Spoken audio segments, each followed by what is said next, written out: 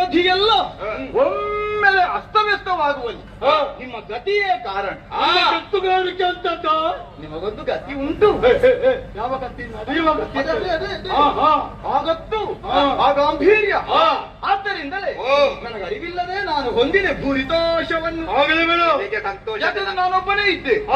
ನಿಮ್ಮಿಬ್ಬರ ಆಗಮನವೇ ನನ್ನ ಸಂತೋಷ ಹೆಚ್ಚುವುದಕ್ಕೆ ಕಾರಣವಾದದ್ದು. ನಮಗೆ ಏನು ಪ್ರಯೋಜನ ಬೇಕಲ್ಲ? ನಿಮಗೆ ಸಂತೋಷ ಪ್ರಯೋಜನ ನನಗುಂಟಲ್ಲ, ನಮಗೆ ಅಗತ್ಯ ಇಲ್ಲಲ್ಲ. ಅದೇ ಒಂದ ನಮಗೆ ಒಂದೇ ನಿಮಗೆ. ಇಲ್ಲಾಂದ್ರೆ ಭವಿತವ್ಯದೆಲ್ಲಾದ್ರೂ ನಿಮ್ಮಿಂದ ಏನಾದ್ರೂ ಪ್ರಯೋಜನವನ್ನು ಪಡೆದ ಮಾಡುವುದಕ್ಕೆ ಬಂದವರು ನಾವಲ್ಲ, ಆ ಭಾವವು ನನಗಿಲ್ಲ. ಹಾಗೆಂದು ನನ್ನೊಡನೆ ಆರ್ಭಟಿಸುತ್ತಲೇ ಮಾತನಾಡುತ್ತಿದ್ದ